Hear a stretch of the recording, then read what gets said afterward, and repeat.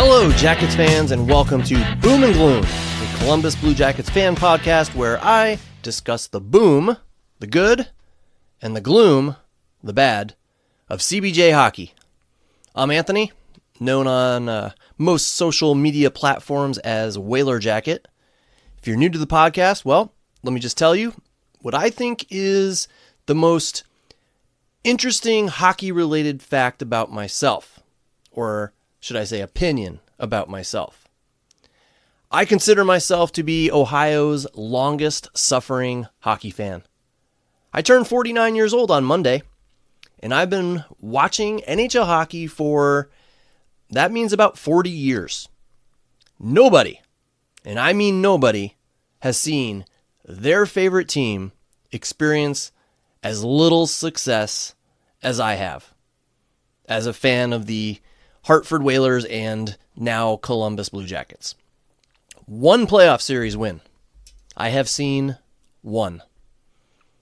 Yes, the Whalers won a series in 1985, but I really didn't start following the Whalers until the following season when my dad had season tickets and I fell in love with the team and the sport. One playoff series win in 40 years. Plus, my favorite team was ripped from my home state of Connecticut and moved to Carolina. Plus, my favorite AHL team, the New Haven Nighthawks, no longer exists. They no longer exist. Their arena was demolished. Plus, my alma mater, Miami University, I will never forget, was up by 2 goals with a minute left in the national championship game and lost. Yeah, go ahead. Try to find a hockey fan who has suffered as much as I have. But enough complaining. Let's get down to talking about the Columbus Blue Jackets. The season kicks off tomorrow night in Nashville, so I wanted to throw out my little season preview here. And before I begin, I want to address and comment on some little quick bits of CBJ news. The Minnesota Wild. They have a 25th anniversary jersey this season. Well, the Jackets came into the league the same year as the Minnesota Wild. Why don't they have a 25th anniversary jersey? Seems like a missed opportunity for the team here. Now, I am hoping for a surprise. The Los Angeles Kings opened up their season at home this week and came out on the ice with brand new, unannounced alternate jerseys. Apparently they surprised everyone. Now, I'm not a Kings fan, so this is just kind of what I just read online. So there may have been some previews of that. Some people may have known about that, but from what I heard, it was unannounced. It was a surprise.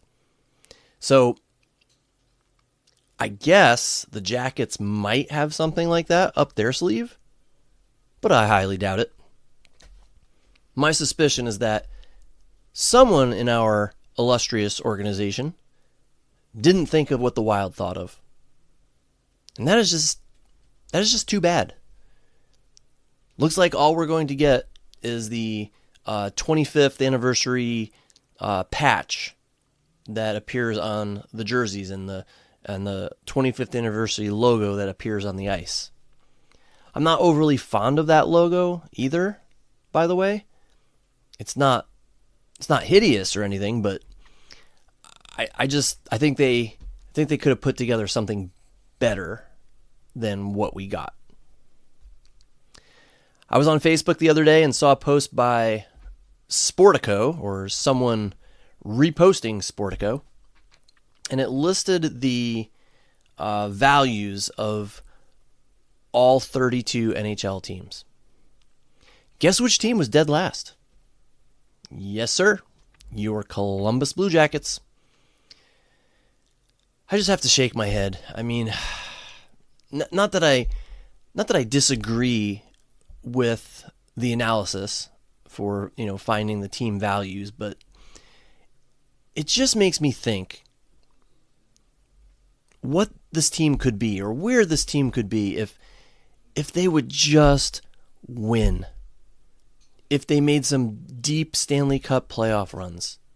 consistent winning seasons, if they strung together some dominating seasons and established themselves as one of the league's top teams, one of the league powerhouses, it makes me wonder how much more popular they would be in Ohio. And sure, they'll always be second to Ohio State in terms of popularity in Columbus. I get that. That's expected. But winning is the cure-all for all sports team ailments. The team starts winning a lot, and you have more demand for tickets. You have more team revenue. You have more jersey sales, more concession sales. They become more popular, and that value shoots right up. This team is just so overdue for some sustained success. It's just unbelievable. And unfortunately, I'm not convinced the team starts a run toward that this season. But I'll get to that in a bit. I listened to another podcast, 32 Thoughts.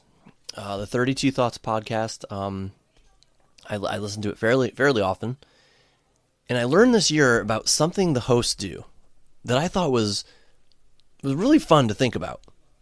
They called it the In-Season Cup. And if you don't know what I'm talking about, here's basically how it works. The four hosts, or the production staff, the production team, or whatever they are, including Elliot Friedman, they do a snake draft, each selecting NHL teams until all 32 are accounted for. Then the season begins for the Cup champion Florida Panthers, the defending Stanley Cup champions. Well, let's say the Panthers win their opening night game. Well, that means they retain their cup until the next game. They actually retain it until they lose their first game. Whoever beats them gets the quote-unquote cup until they lose. Whoever beats them retains the cup until they lose. And it goes on and on like that all season. They keep track of the number of days one of their drafted teams retains the cup.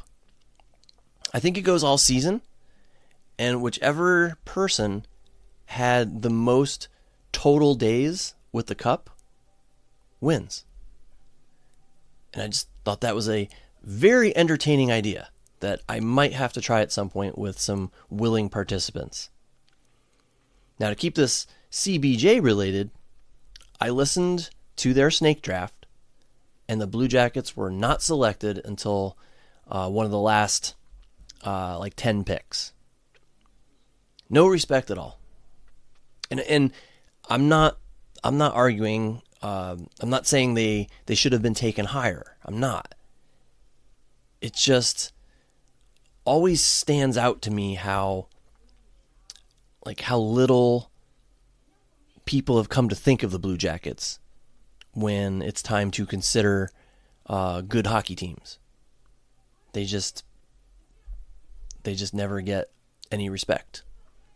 And I'm not saying that's not deserved. I'm just saying that's the way it is.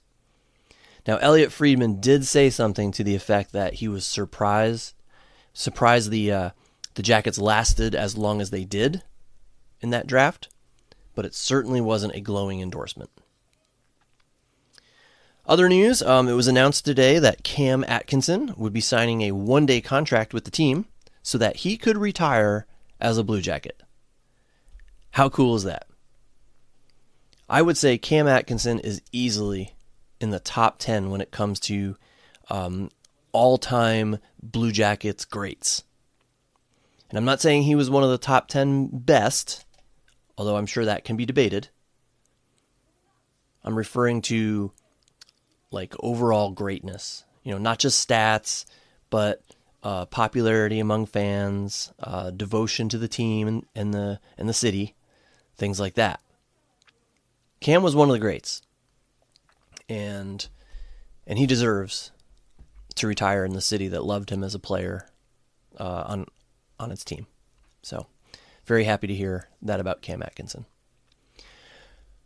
Okay, one more thing before I really get into it, and this is not Columbus Blue Jackets related, but I just have to talk about it.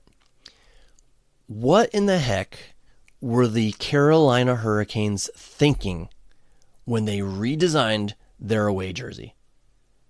And actually, I should say it like this. What were they thinking again? They just can't seem to figure out how to pull this jersey thing off. Their last white jersey, in my opinion, was ridiculously stupid. Just the word Canes. A nickname, not even the real team name, just a nickname written diagonally. That was their main jersey. It was so bland, so boring. It was horrible. In my opinion, that was the worst away jersey in the league. And now, they adopt this one, which is slightly less horrible, but still horrible, in my opinion. If you haven't seen it, you got to check it out. Okay, they changed the colors of the swirl logo just for this jersey. Like the logo, to my knowledge, the official logo has not changed, but on this jersey, it looks different. I think they got rid of all the white, so it's just this red and black monstrosity. And the striping they went with is not very cool looking at all either. Just another miss. But you know what? If my team was a perennial playoff contender, maybe a bad jersey wouldn't bother me so much. So maybe that's what Carolina fans are thinking. It might not be the best jersey in the world, but you know what? We're pretty much a lock for the playoffs yet again this year.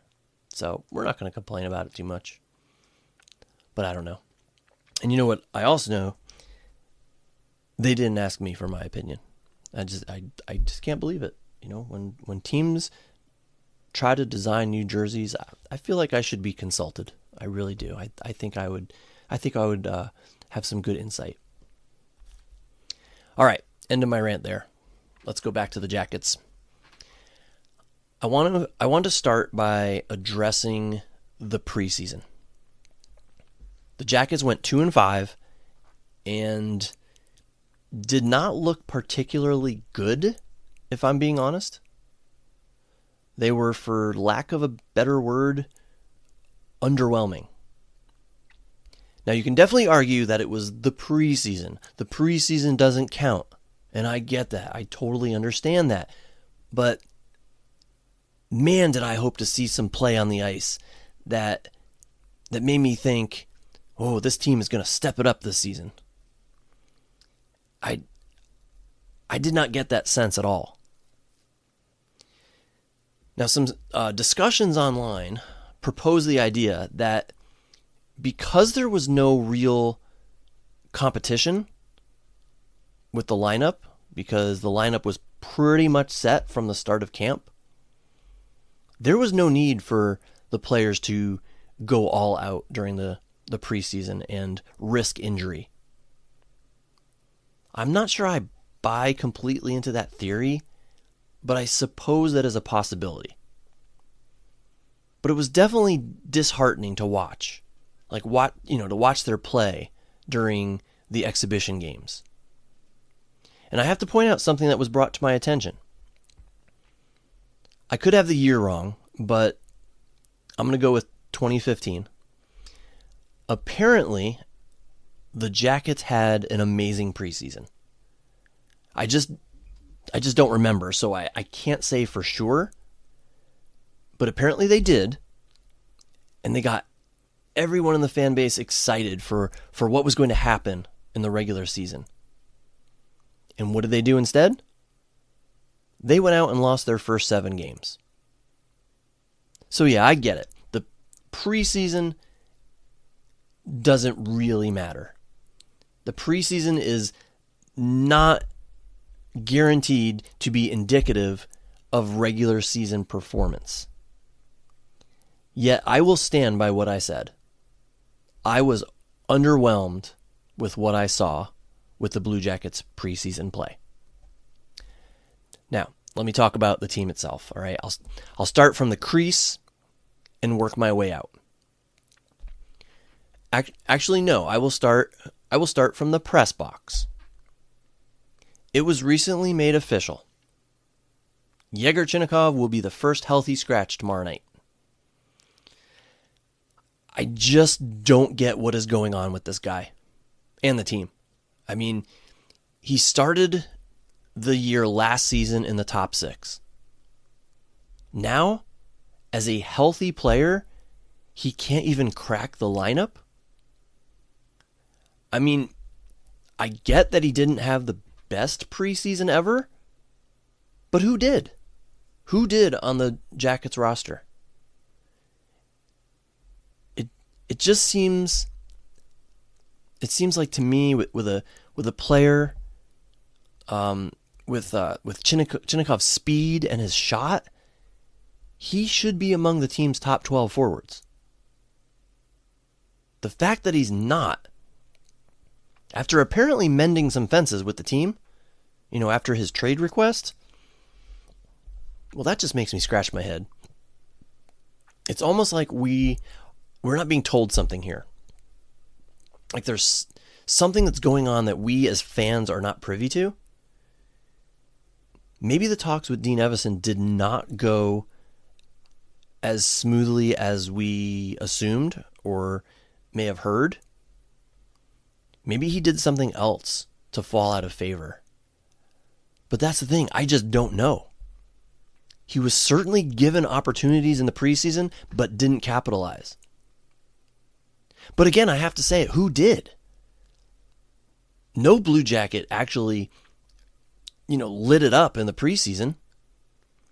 I mean, you could argue that Olivier looked really good, that he had a really good preseason, but no one really stood out to me. So I'm just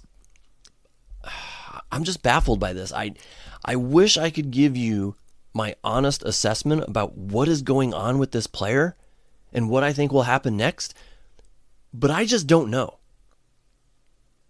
It is just a truly perplexing situation for me as an outside observer. I guess we'll just have to wait and see what happens. I mean, maybe the Jackets will put him in the lineup for Game 2, but as of now, he'll be in the press box watching in Nashville. And speaking of Nashville, my hopes are not high.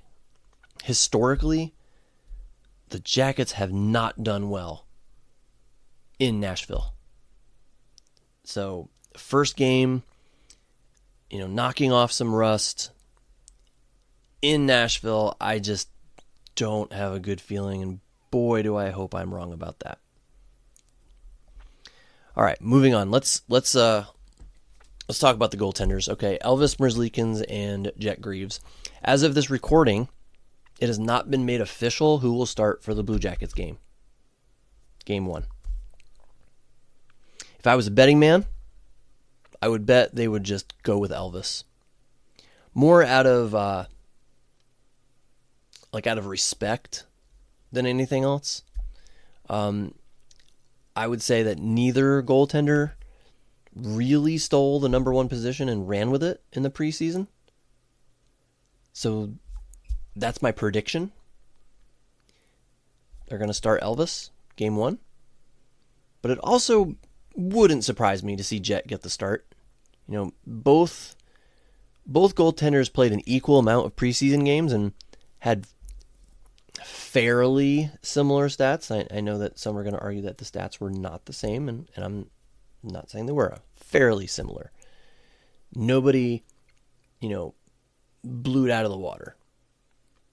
But Elvis did make that completely boneheaded mistake, passing it up the middle, right to the opposing player, who then scored an easy goal. Who was that against? Penguins, maybe? Can't remember. But yeah, that was... I do remember thinking to myself, there's good old Elvis Merzlikins for you. But my guess at this point is that they will play an honest tandem format. If someone gets hot, Evason will ride that particular goaltender as a starter. Give that particular goaltender more starts. But until that happens, I'm going to guess they're just going to do a 1A, 1B type of situation. And again, we shall see. It's early. On to the defense. Defensive pairings seem to be set, at least for now. Jake Christensen will start the year in the press box. Normally, I wouldn't be too upset if someone of his talent level was not playing. Don't get me wrong, he's a solid young defenseman. My issue is a certain someone who is playing in his place. And I'll get to that in a moment. If you are a loyal listener to this podcast, you know exactly who I am talking about. But anyway, I'm fairly confident that due to poor play of this particular defenseman and or injuries, Jake will get some decent playing time this season. As expected, Zach Werenski and Dante Fabro are on the first pairing. No issues there. Expected. Deserved. The second pairing, we have Ivan Provorov and my buddy, Damon Severson. I get the experiment here, okay? Damon is getting paid a lot of money. He should be playing. Or I should say he should be given the opportunity to play. And he sets a perfect right side, left side pairing. With Mateychuk, Provorov was forced to play on his offhand side last season, which is fine, but I get why the team would want Severson to instead play in this spot. I just don't like it. I would prefer to have Mateychuk on that second pair. And Severson off the team for that matter, but I promised myself I would give the guy another chance this season. So I will shut up about him for now and see how this all plays out. That leaves Eric Goodbranson and Denton Mateychuk on the third pair. I have to admit, I have grown to really like Goodbranson for his size, his physical play, and his leadership. I have grown to really like him. I'm just not sure how well he's going to mesh with Mateychuk. Who knows? Maybe it will help Mateychuk's development. I don't know, but I think what would help more is increased time on the second pairing. For better or worse, though, this is the defensive core that we're rolling out with right now. In a perfect world, we would have found an upgrade for Provorov in the offseason to play with Mateychuk on the second pair, and we would have found a willing trade partner for Damon Severson's beast of a contract. But this isn't a perfect world, so as Jackets fans, we just have to live with the fact that this is our defense. And we have to hope it is better than last year. One more quick thing about Damon Severson, okay? He is locked in with a no movement clause, I believe, for the next 2 seasons. So the only way the Jackets can move him is if he agrees to be moved. So, if his play drops off, and when I say drop off, I mean his play is anything similar to his play last season, I really think the Jackets have to take a long, hard look and say, we know he's making a lot of money, but he needs to be benched.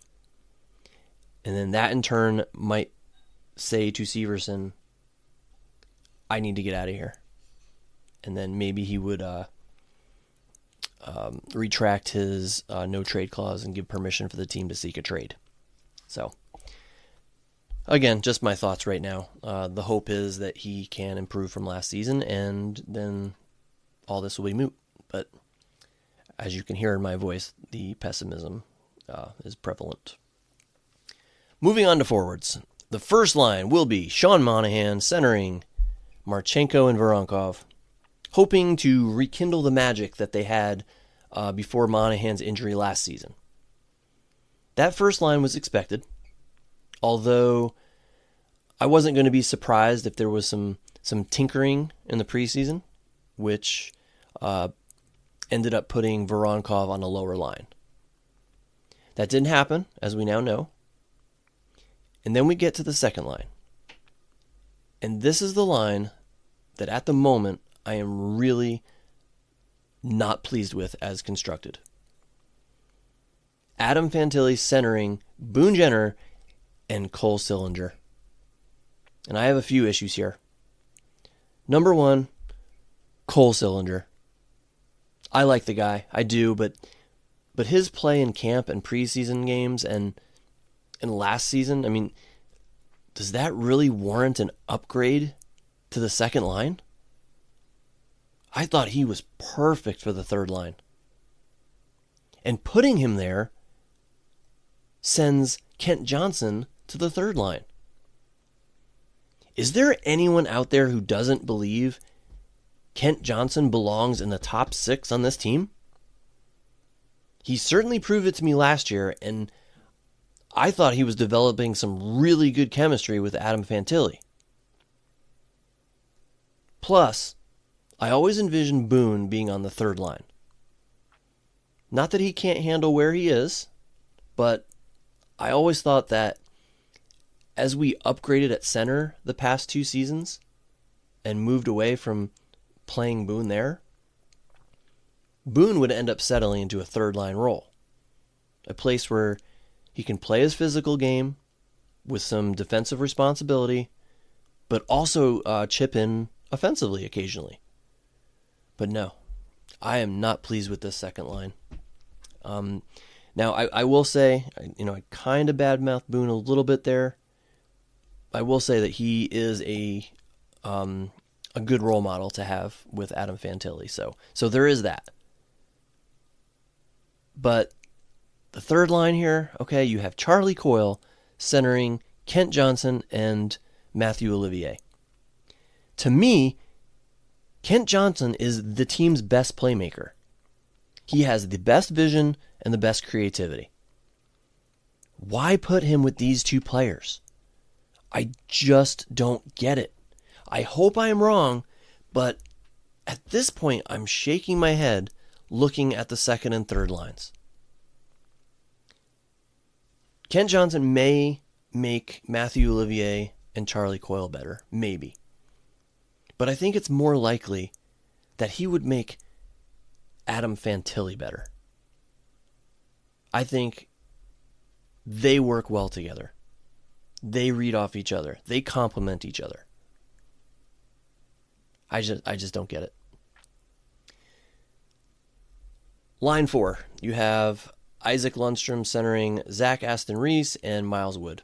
I am fine with this line as constructed. I know it's virtually impossible to completely agree with everything a head coach does, and I am a huge Dean Evison fan, as you probably know. But I just think this is not a wise lineup set at the moment. Swap Silly and KJ to start. That's a simple move that puts KJ with a more natural scorer in Adam Fantilli. And you have some grit on that line with Boone Jenner, a grit and experience. I think the team is sacrificing points by putting KJ on that third line. I really do. Coyle and Olivier are not going to be able to reap the benefits of Johnson's passing and his creative style the way Fantilli would. Hopefully this is a temporary thing. I know some people hypothesized that this was only for the preseason, kind of as a way to protect Kent Johnson, putting him with Matthew Olivier. But I didn't buy that, and I still don't buy that. The lines at practice, I believe it was today, maybe it was yesterday, but they suggest that this is the lineup the team is going with. These are the lines. And I'm just honestly not pleased at the moment. So I guess I should give you my lineup. This is what I would go with. I'm not an NHL head coach. I'm not. This is just a casual fan making some observations here. But for the heck of it, this is what I would go with. First line, let's keep it the same. Monahan, Voronkov, Marchenko. Now, I'd be happy to push Voronkov down for someone else if someone, were to show me that they belong there. But for now, let's just go with it. Second line, Fantilli, Johnson, Jenner. Yeah, I said I liked Jenner on the third line. I did. But let's put him here for now.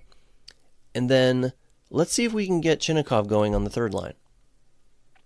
So third line would be Coyle centering Sillinger and Chinakhov, with the caveat that Sillinger can be the center at any time, if that tends to work better for chemistry or matchups.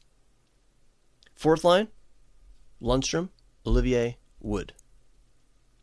I am well aware that Olivier has been scoring more, and hopefully he will continue to put pucks in the net this year. But I'm not sure yet. I'm not sure if that's sustainable. Give him some time on a higher line when the opportunity is available, and go from there. But start him on the fourth. Zach Aston Reese, he starts in the press box. Nothing against him, nothing against him really. I'm just someone has to sit, and if I was coach, I would start with him. Swap him in for anyone who needs a rest or has tweaked an injury or needs to be benched a game due to subpar play. But of course, I am not the coach, and I will just have to be content with complaining about what Dean Evason does. Love the guy, always have. But I feel like he's doing the lineup a disservice right now with it currently structured as is. My final segment today is going to be my prediction. How are the Jackets going to do this season, and will they make the playoffs? I may upset a lot of people by saying this, but I predict the Jackets take a step back this season. I think it is widely accepted that they overachieved last season. No one expected them to do as well as they did. They fought through a lot of adversity. They played with heart. A lot of players had career years. But my thought is, it's not realistic to assume all those players will take another step forward. It is likely that at least a couple of them will regress a bit. Take a step back after such a great season last year. It happens with young players on a young team. The defense was not improved over the summer. The goaltending remains a question mark with an inexperienced Jet Greaves and an inconsistent Elvis Merzlikins. We're basically walking back the same team as last year, and I just don't know if we've improved enough. I don't have high hopes that they can elevate their game yet again and snag a playoff spot. My bold prediction is the Blue Jackets miss the playoffs this season. I'm not going to give a prediction regarding the record. All I will say is that it won't be a good enough record to qualify for the playoffs. This team is still missing a piece or two that will put them over the edge. And that piece may simply be more development time for the young players we already have. But I just have low expectations when it comes to making the playoffs this season. I'm sorry to say. Now, I admit I am a pessimist by nature, and I would absolutely love to eat all the crow you can give me. and I truly hope that I am wrong. But my gut tells me that we, as Jackets fans, generally speaking, need to temper our expectations for one more season. We're going to be a bubble team, and I predict we will miss out yet again. Let me say it one more time, though. I hope I am wrong about that. Because, again, we are so overdue for some success. We have suffered long enough. What has it been? 5 years now since the Jackets last made the playoffs? 2 player deaths? 3, 4 coaches? New management? Yeah, we're long overdue, and dare I say we are deserving of some success. Let me leave you with a trivia fact I heard recently. Charlie Coyle is like 33 or 34 years old. He has never missed the playoffs in his NHL career.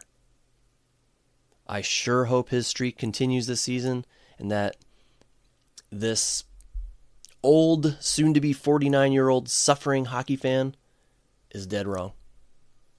Enjoy the season, everyone. So excited that Blue Jackets hockey is back, and so happy to be able to talk about it.